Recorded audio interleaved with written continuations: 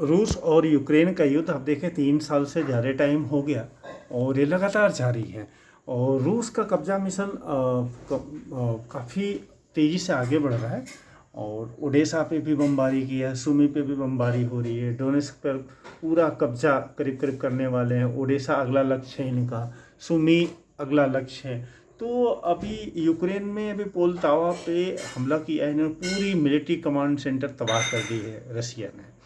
Ukraine ने Donetsk में ओरेखेव पे अटैक किया है, जिसमें missile system, anti missile system रखा था, एयर डिफेंस और MLRS की रखे थे। ये सब तबाह हो गए हैं। ओरेखेव में और रूस के सैनिक भी कई सैनिक मारे गए हैं, आप देखेंगे। तो रूस का क्या है अभी उन्होंने गैस डिपो में जाइटोमोर जो कीव से नियरेस्ट है, तो वहाँ पर उन्होंने पूरा गैस ब्लास्ट करा है मिसाइल से। जो गैस पाइप है, गैस पंप कह लीजिए, पूरा ब्लास्ट करा दिया है। तो आप देखेंगे कि काफ़ी दूर से दिख रहा है, वहाँ 2 लोग मारे गए हैं, जिसमें 15 लोग जख्मी हैं।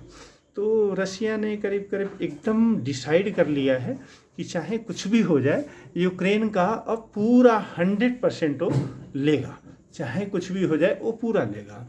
और अभी डोनेस्क में आप देखिए S-25 जो उनका सुखोई 25 है, उससे अटैक किया है और मुकाबले में वो काफ़ी पिछड़ चुके हैं यूक्रेनी। आप देखेंगे कि अभी कल ऐलान किया है ट्रंप ने कि अब हम हथियार यूक्रेन को नहीं दे सकते क्योंकि हमारे पास हथियार नहीं है।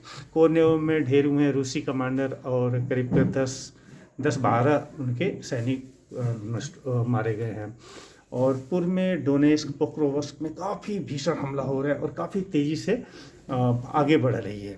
और यूक्रेनी सेना पे सुमी में, पोलतावा में और आप देखेंगे पोक्रोवस्क में काफ़ी बड़ा अटैक किया रशिया ने, काफ़ी सैनिक मारे गए हैं इनका। और कोर्नेव में जो रूसी कमांडर ढेन हुआ है, वहाँ पे यूक्रेन ने काफ़ी ड्रोन भेजे थे। और US रूस का सीक्रेट अनुबंध हो गया है एक तरीके से कि अब यूक्रेन को बारूद सप्लाई अमेरिका नहीं करेगा, क्योंकि आपको शायद पहले भी मैंने कहा है कि अमेरिका किसी का होता नहीं है, उसको अपना फ़ायदा दिखना चाहिए। तो जहाँ उसको फ़ायदा दिखता है वहीं पे वो उनका साथ देता है। शुरू में भड़काया, अपना हथियार बेचा, यूक्रेन को जितना बेच सकते थे। अब उनको डर है कि कहीं चाइना अटैक न कर दे। एक तरफ ईरान से उनका लगा हुआ है, इजराइल को मैक्सिमम हथियार भेज रहे हैं, लेकिन दूसरी तरफ उनको डर है कि ताइवान पे चीन अटैक न कर दे। तो इन सबों को देखते हुए USA भी समझ गया कि अगर 3 मोर्चे पे हम फंसते हैं तो हम काफ़ी कमज़ोर हो जाएंगे। और डोनेस्क में देखिए अभी जो ओरेखेव मैंने बताया, जहाँ पे यूक्रेन ने अटैक किया है कोर्नेव में, तो आप देखेंगे कि मैं पहले ही बता चुका हूँ कि ये हो चुका। लुहांस्क पर कब्जा करीब करीब पूरा हो गया। डोनबास में केवल 10% एरिया भी बचा है, जिसको रूस चाहता है कि पूरी तरीके से कब्जा कर ले।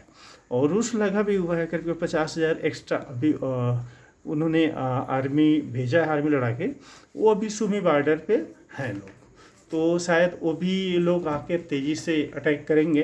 तो उनका शायद वो अगला अटैक होगा, अगर सुमी कब्जा कर लेते हैं, ओडेसा पे कब्जा कर लेते हैं, तो अगला इनका टारगेट है सीधा कीव पे। ये चाह रहे हैं कि कीव पे हम पूरी तरीके से कब्जा कर लें।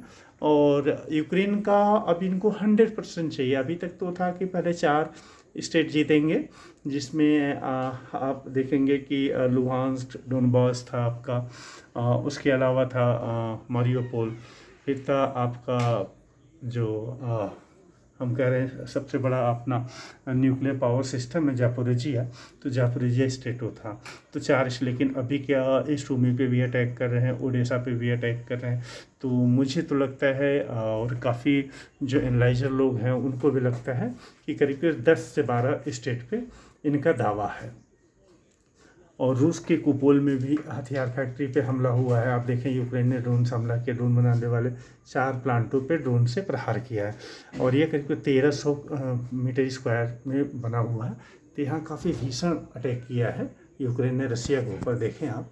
तो अब डोनेस्क जो हमने आपको कल बताया था कि जाइटोमेर में भी जो अटैक किया था, तो उस पर भी सुखोई 25 से इन्होंने अटैक किया था।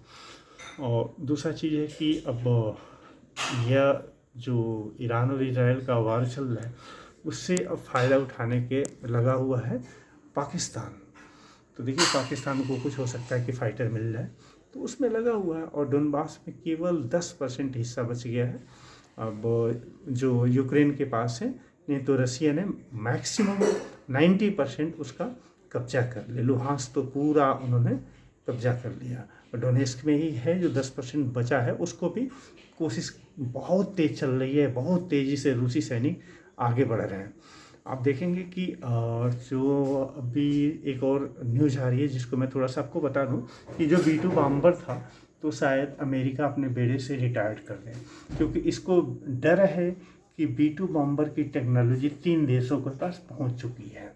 पहला जो देश है वह है रसिया, दूसरा है इंडिया और तीसरा है अभी दबे पाँव से कहा जा, अभी खुल के नहीं कोई बोल रहा है, लेकिन तीसरा है जापान।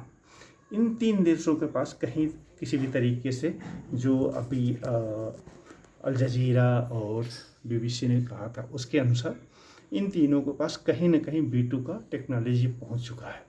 तो इसकी वजह से अब ट्रम्प शायद B-2 को रिटायर्ड कर दें और रिटायर्ड करने में लगे भी हुए हैं। देखिए अब क्या होता है। और पुतिन का विजय रथ आगे बढ़ता जा रहा है। और देखेंगे जो डोनेस्क में पलटवार किया उसमें जो इनके एयर डिफेंस जले हैं, MLRS जले हैं, तो रसिया के ऊपर इतना कोई बड़ा असर नहीं होता है, क्योंकि जो रसिया है, रसिया बहुत ही, जो आप सोचिए कि करीब पूरे वर्ल्ड का 30 to 35% वेपन्स वो देता था, सेल करता था, जिसमें इंडिया भी उससे ख़रीदता था। मैक्सिमम वेपन्स इंडिया में उसी के हैं। चाइना, मतलब बहुत सारे कंट्री हैं।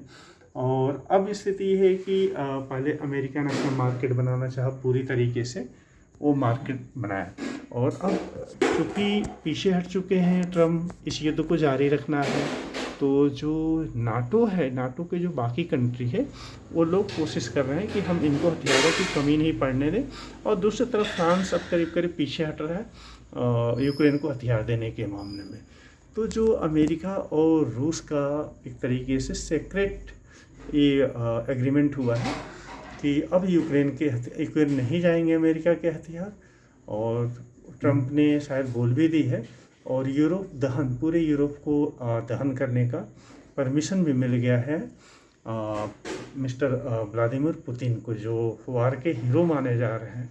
इतनी उम्र में भी आज उनको शायद पूरे विश्व में अगर एक सर्वे करा लिया जाए तो शायद पुतिन का सबसे ज़्यादा लोग पसंद करेंगे as a war hero. But Zelensky just like as a comedian, तो वो कॉमेडी वो चढ़ावे में चढ़ रहे हैं।